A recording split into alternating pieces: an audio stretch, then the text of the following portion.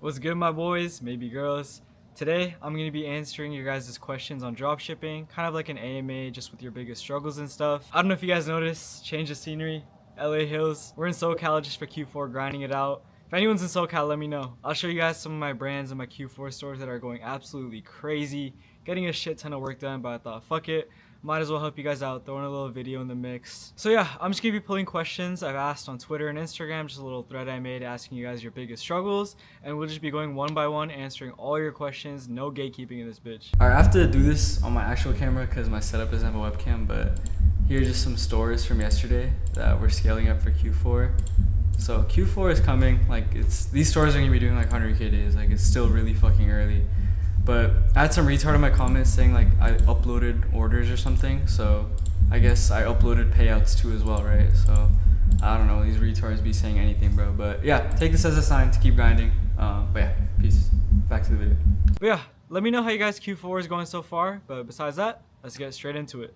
Okay, so the first question is from Leon. We'll keep it kind of basic for the first question, but don't worry, I'll be answering a bunch of advanced stuff. He asks, how do you find a winner? I'm just taking straight L's from these product tests. I don't want to repeat too much of what I said in my videos, but I will say this. Dropshipping is not instant gratification. It's nothing like school, for example. I talked about this in my last video. It's not like a linear progression, grade 1, grade 2, grade 3, and you are consistently making progress with each day. The difference is with ecom, right? You can make progress, but it's not tangible. You're not getting money every single day. You can test 5, 10, 15 products, but right? At the end of it, that one product can make you 100K. So it's not linear. And I talk a lot about this in my last video. So if you're struggling with mentality, go watch that, Leon. In terms of the actual knowledge side of things, it's all feedback loops, bro. You need to really understand and learn from every product test, right? So look at the product you're running and look at the metrics. What you will notice is that visual products with more seasonal demand, products that are unique and viral, the more they fit these criteria, the better the data is going to be, the lower the CPC is going to be, the higher the CTRs are going to be. So you're going to look at your products and see, okay, what is lacking? Is it, my product? Is it my offer? So for example, if your cost per clicks are really high and your CTR is super low, your product is just shit. That's your product I. Another case, maybe your data is really good and you think your product shit, but in reality it's your offer. Beyond that, right? Actually look at the product. I don't want to yap too much about this because every fucking guru says this shit, and it's just, I said this so much in my videos, but really put yourselves in the perspective of the customer, bro. You need to really think and understand if this product is worth impulse buying. Virality, visuality, is the explanation solid enough? Is it something they can just go to the store and buy? You need to really understand it, and it's way easier said than done, but that's all I can really say. And if you're not 50 IQ, if you really put some thought into it, you will be able to understand. For example, my brand I exited, removable window tint. Visual, when the fuck have you seen that? Like, you're pulling window tint out of a car.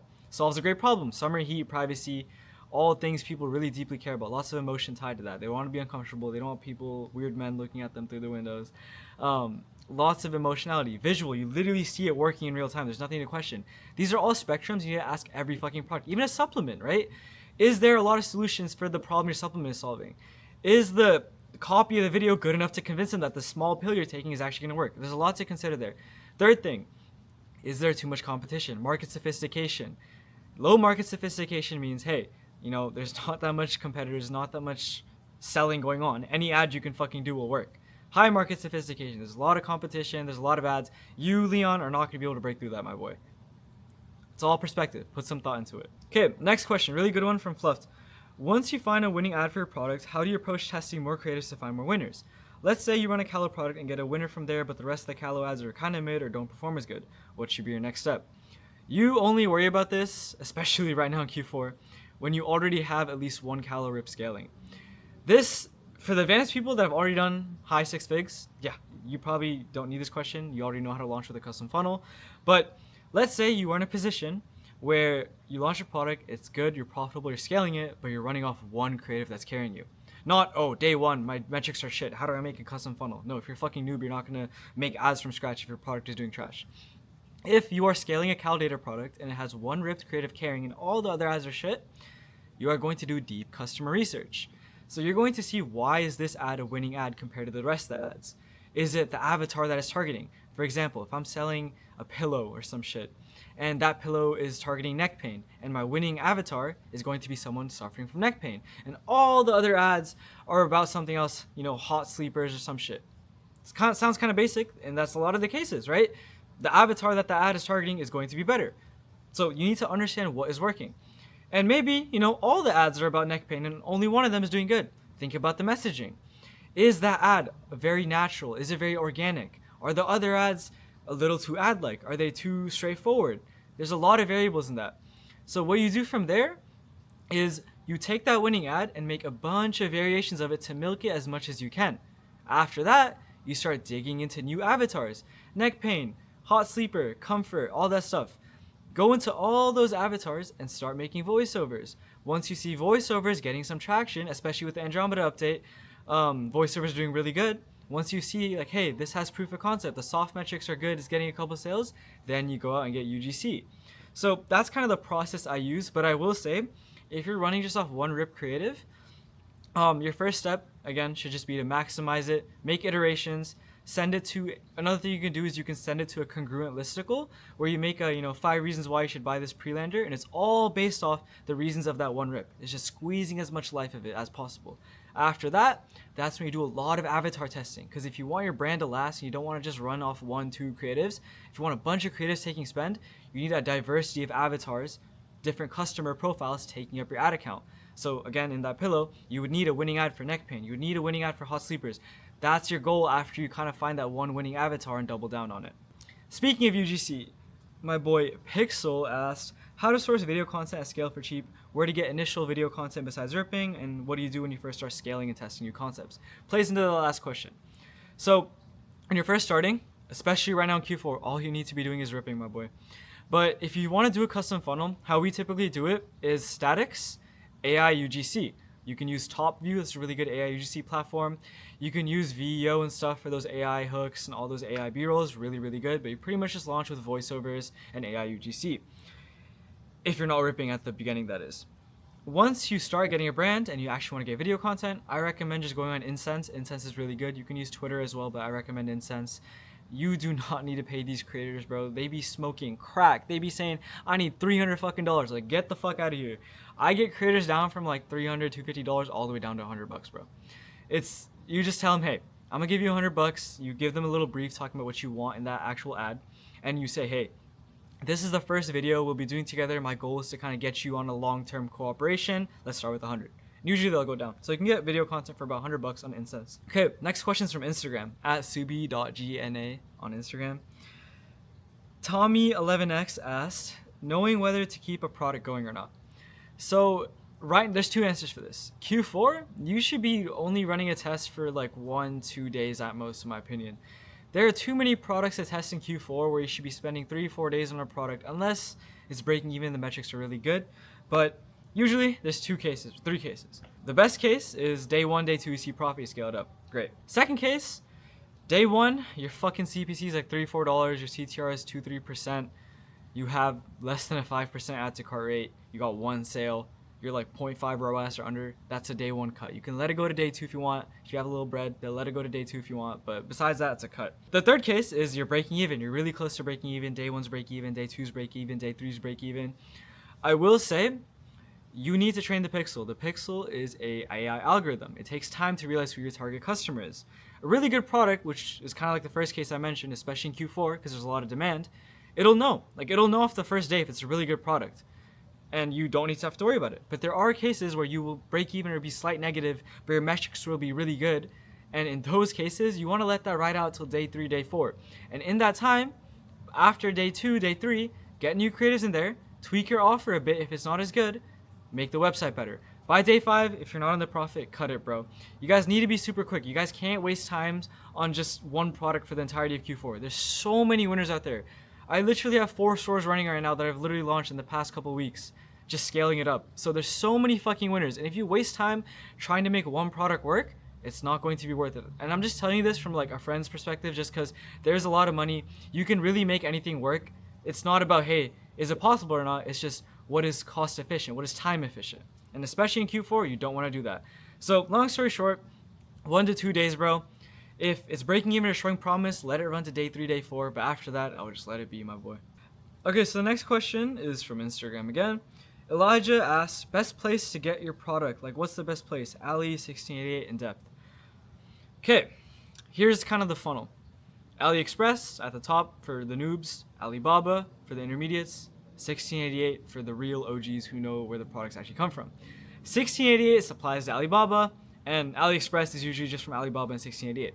So 1688 is that is the source. That is where you need to be getting products. But the problem is, you need to be Chinese to buy from there. So that's why we use agents. You don't want to be using CJ dropshipping and shit like that. Agents are basically kind of the communication, the middleman, where they buy from the 1688 factories. You get prices super cheap. For reference, right, you might see something for like 30 bucks on Alibaba. It's probably like 15, 20 bucks on 1688. Only way to do that is through an agent. You can find agents on Twitter if you look up keywords. I personally don't give my agent out just because she's a little small and she helps. She's way too helping, and giving it to the public is a little crazy. If you want it, you can join my membership, but you can find them on Twitter. That's probably my best bet for you, my boy. But make sure when you do get an agent, it's not no CJ dropshipping bullshit, and they're actually getting the products from 1688, because that's going to be the cheapest place where you can get all of your products. Okay, this is a really good question from Twitter. John E asked, PRP, product research paralysis. I'm not new. I've made some money in 2019, but product research paralysis fucking kill me. But product research paralysis is real, and I'm suffering from it, and I'm struggling to find a winner. Super common thing, analysis paralysis, whatever you guys want to call it. Basically, when you're just stuck on analyzing a product for fucking 20 light years before you launch it. Guys, we are in Q4. You don't have time for this bullshit. All I can tell you, bro, is, again, please watch my last video if you are struggling with product research paralysis, analysis paralysis, whatever the fuck you guys call it. If you are struggling with that, understand that you are costing yourself hundreds of thousands of dollars in profit. Especially right now, I want to emphasize how important Q4 is. Every day, there's bangers coming up on TikTok Shop, the burner method, everything. The buying power is at all times high. The entire year's profits are made now. And you need to just stop being a fucking bitch and just launch shit. So people who are usually having this type of analysis process are usually not confident in themselves. They are scared of losing money, and the only way to get over this is to just not be a bitch. Okay, it's really easier said than done, but you have to realize that, hey, this is not like school. I talked about this in the beginning of the video, and I made a whole video on this, but this is not supposed to be easy. If it was easy, no one would be putting fries in the bag. And another thing that honestly helped me as well is listening to podcasts, listening to people who went through the same experience of losing it all before they made it. It makes it relatable. So for me, I would just put on econ podcasts and just listen to it and work, and it would motivate me. And that will kind of help you realize, like, hey, there's nothing to be afraid of. On top of that, you have to realize that success is inevitable. If you're taking everything I say into account, you will make money. So just make sure you're learning something. You are genuinely putting your mind to each product. Hey, this calibrator product, this keyword or whatever seems like it'd be seasonal. Let me look at it. Oh, Google Trends are high. It's visual. Let me sell it. Just literally make a checklist, and if it checks it off, don't think. Just stop thinking and just go on autopilot and launch the store. That's all I can say, bro. There's nothing crazy. It's all mental. Stop being a fucking bitch. Run up a bag, and I will see you on the other side. Okay, another question from JT Trades. As of now, I'm wondering how to convert more add to carts to buyers. Okay, if you're getting a lot of add to carts, but you're not getting sales, again, it's not that your product is shit. A lot of people just assume their product is shit. Boils down to kind of 2/3 things. One, website. Look at your product pictures, not your fucking image with text at the bottom of the fucking website. Guys, no. Product pictures. Does it visually communicate everything? Is it getting all the points of confusion across? If I'm selling the vibration plate, is it answering how it works? Is it answering the science behind it? Is it answering what workouts they can do? Is it answering what will actually be the end result of them using it? Every layer of confusion, the image has to answer visually. Next, offer. If I'm doing a vibration plate, if I just have 1 vibration plate, 2 vibration plate, save 20%, 3 vibration plate, save 50%, that's not that good. That's not that, it's not a no-brainer. What can I do? Maybe I can add some free gifts to it. Maybe I can include a training belt, a guide, right? Resistance bands. There you go. Offer, really critical thing. You can't just do buy one, get one 50, like all that stuff. You guys have to be creative with offers. Buy 2, get 1 free. Buy 1, get 1 free. Buy 1, buy 2, get free gifts, right? All these types of things. 3, pricing. Is this product something that they really need, or is this something that, hey, this will be cool to have? So if it's the first that they really need, sure, you might be able to get away with the premium pricing, right? With the vibration plate example, something they've never seen before. They'll probably pay a lot more money because they think it's some cool new invention. Whereas if I'm selling, I don't know, going back to that pillow, it's a fucking pillow. There's nothing crazy about it. They're not going to pay $60. So Hope that kind of answers your question. It's usually one of those three things. Promise you, if you really think about it, and if you tweak the offer, tweak the pricing, make your website a little bit better, it will get better. Another thing as well could just be that your product is really new and it just needs more time to kind of get adjusted to the pixel. For reference, I had a product test, day 2 sales with a lot of add to carts, 20% add to cart rate. Next day, literally, all those people turn into customers. So sometimes it just takes a little bit for the meta algorithm to learn. Give it more money, should perform. Okay, really relevant question right now as well from Instagram. Big Mino65 says, how do we adjust to Facebook's new Andromeda update? No doing the same thing over and over again. Unique concepts. Be unique. That's it. Creative diversity. Very simple. Just means being intentful with your tests. Really try and crack down all avatars possible in your ad account. Don't just keep iterating the same fucking angle over and over again. I talked about this earlier as well. You can do that to milk your profits, but the goal right after that, if you want a brand that succeeds for a long term, is creative diversity. Angle 1, or Avatar 1, Avatar 2, Avatar 3, Avatar 4. Complete separate avatars, creative diversity. Okay, another good kind of one-off situation that a lot of you guys might face. This guy asked me about. Demon asked, what do you do when you're getting great CPC, CTR, add to carts, but not profitable every day? I tried changing the offer a few times, which worked one day, but I had the biggest loss ever and gave up. So before, I told you offer, pricing, product pictures. Here's the next part now. If you've been running it for a while, right, this is not like a day 1, day 2, day 3 thing. If it's a product you've been running for a while and it's just not seeming to get better, pre-sale pages, my boy, listicles, advertorials if you're running supplements or old people product. These pre-sale pages, again, like a bridge page, where they land not on your product page, but a page that educates them and warms them up. If you've done all three of those things before, offer, pricing, pictures, a pre-sale page will save your life, especially in higher AOV products, guys. If you just make a simple 5 reasons why listicle and make it very appealing to your customer and really dive into their demographic. Again, if you're selling the vibration plate, make 5 reasons why it would change their life. If you do that, it will guaranteed improve your conversion rate. Pre-sale pages are all about increasing conversion rates, so that will help you, my boy. Okay, I don't even know how the fuck to say this guy's name. Bajuba asked, mentality and speed. Okay, so again, there's a whole 30-minute video on this, but all I'm going to say is you wake up, you go on Callo, find your product to launch that product, launch the ads, and go find the next 5 products you want to launch the second product. Now you have 3 products in your reserve, and once you launch the second product, go find a couple more, so you have like 20 products in reserve. All you need to do, speed. When you find 1 product to launch, that's not enough. You need a bunch in reserve. So that's my biggest tip for you guys. That's what helped me, honestly. Kind of keeps you on track, because the second you launch a product and it flops, you're not like, oh, it's over, because you already have like 20 more to launch, and the excitement of those products should keep you going. Mentality, go watch my last video, bro. Sabao asked, I'm super fucking lazy.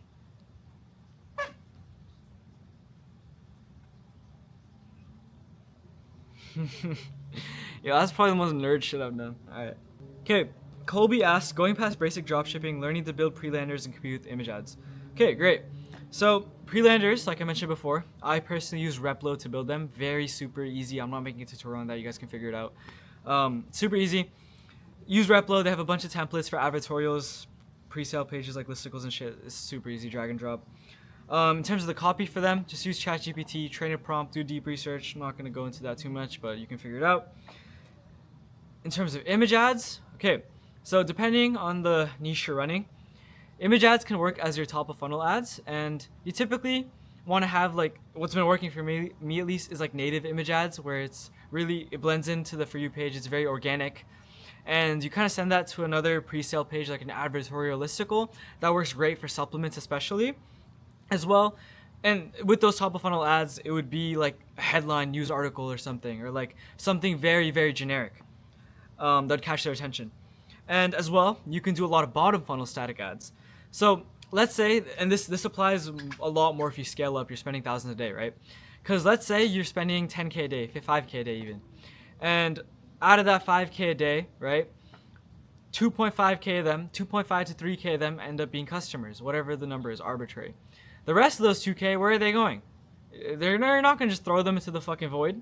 You can send them to a static with a retargeting static.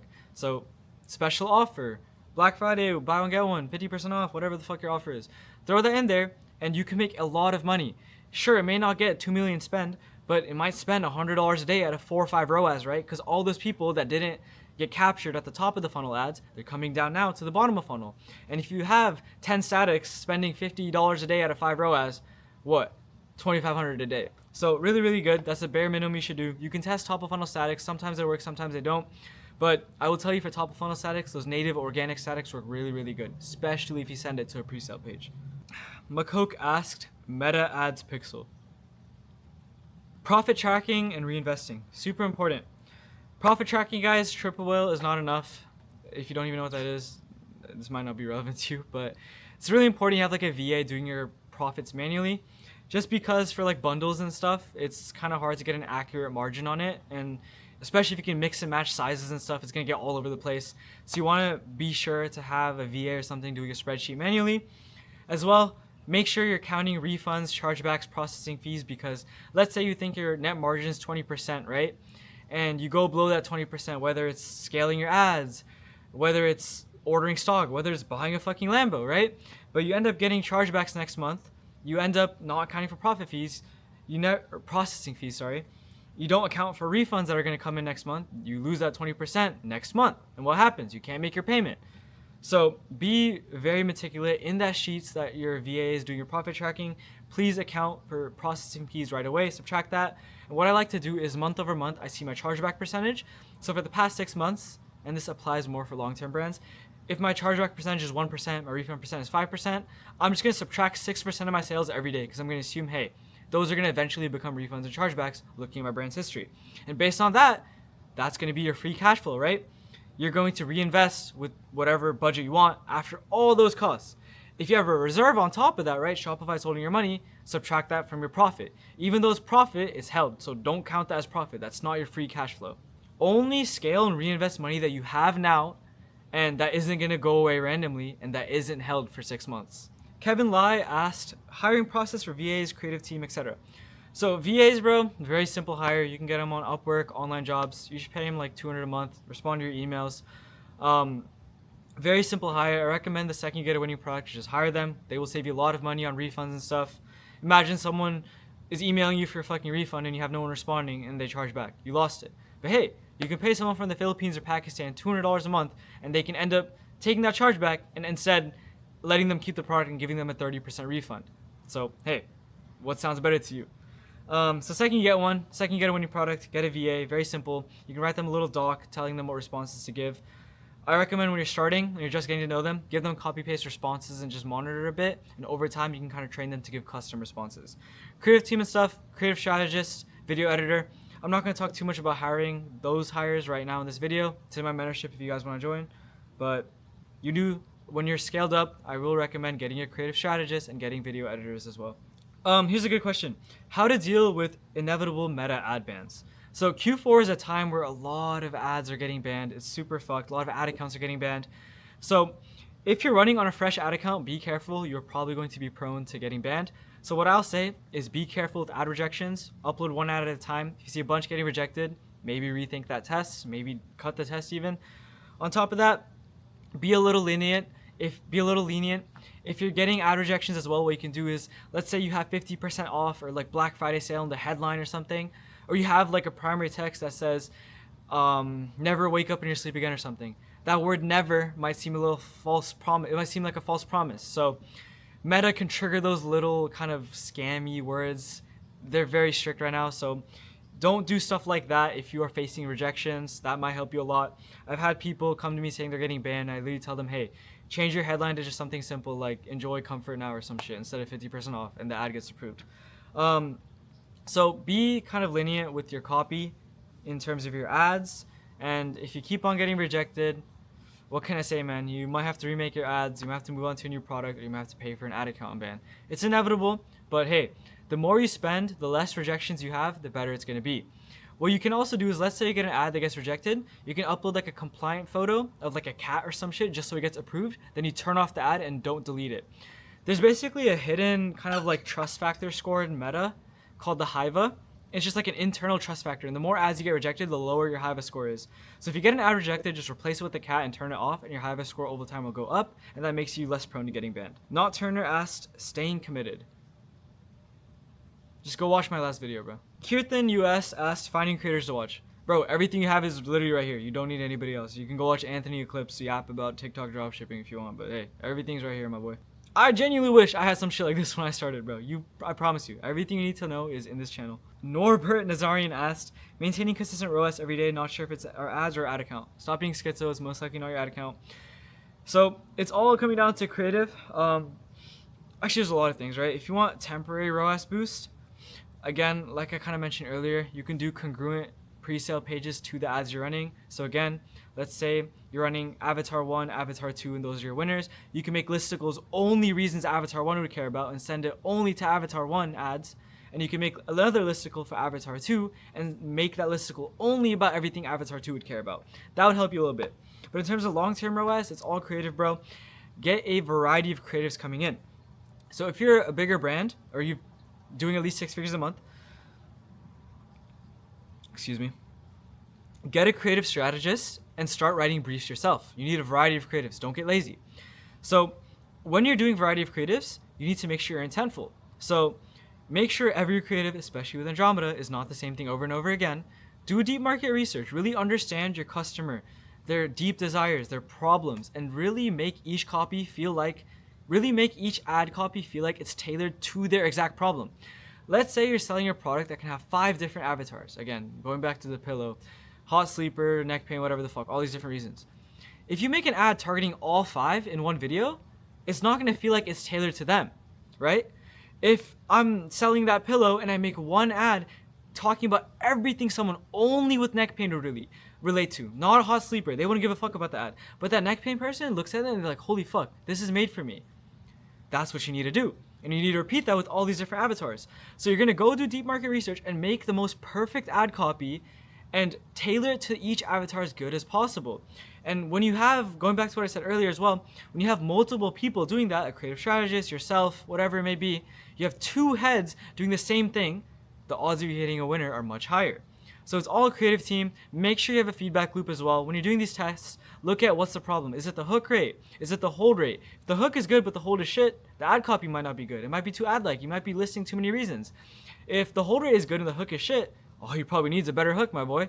So, and if the hook and hold rate is shit, maybe the avatar might not be that good. Maybe the whole messaging is shit. There's a lot to learn from every creative, bro. So make sure you're learning a lot from every creative, you're being intentful, and there's a variety of writing styles, whether it's from a strategist, whether it's from yourself, whether it's from some copywriter, I don't know. If you have the budgets, do that, but at the bare minimum, variety and learn something from every test. And if you're a long-term brand struggling with ROAS, get a variety of creatives coming into your ad account from different heads. That's honestly what's helped me a lot. Okay, so this is gonna be like the last question for this video, but Joel Abraham John, interesting name, he said, how do you exit a brand? Who do you sell to? So I'm gonna talk a little bit about my experience exiting a brand. I will say, if you've been running a brand for under 3 years, it's pretty hard to exit, and that is simply because these buyers rely on something called SBA, which is a business loan that banks give, and they usually do it for businesses that are about 3 years or so, if not older. And the reason they don't do it for any businesses younger than that is just because it's too much of a risk. And no one's buying businesses for cash unless it's for fucking pennies, or not pennies, but like 100, 200K. So you have to, in my opinion, I would build for a long-term exit, 2 or 3 years. But hey, if you're trying to get out earlier, like I did, you can exit at a year or 2, but your multiplier will be shit. If you're under 3 years, expect a 1x multiplier or under on your year-to-date profit. If you're running 3 years or longer, you can get 2 to 3 times. I got a little bit lucky because my product was one of one, supplier patent, USA production, 0 competition. That kind of gave me an edge and gave me a little bit more reason to get more money. That's why I was able to get a 7-figure exit. Almost did $1 million in profit, so the multiplier wouldn't have been bad even if it was a dropshipping store. But it's really rare that you'll get a huge exit at that small of a brand in terms of age. But in the actual process, you basically go to a broker.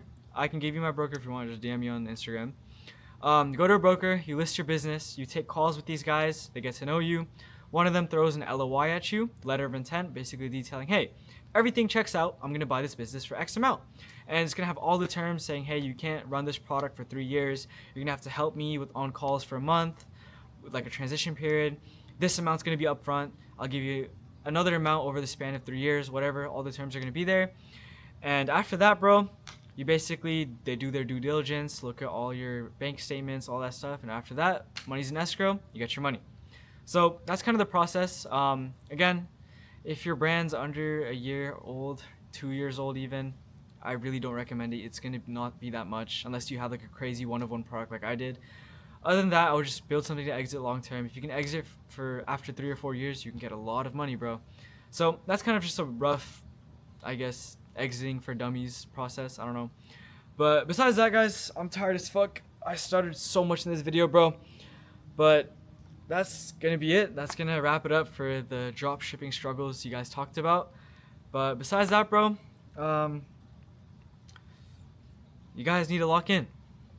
Have a good Q4. Print some fucking money, bro. Like, this has been the best all my brands have been doing, bro. And it's only gonna get better. You guys aren't late.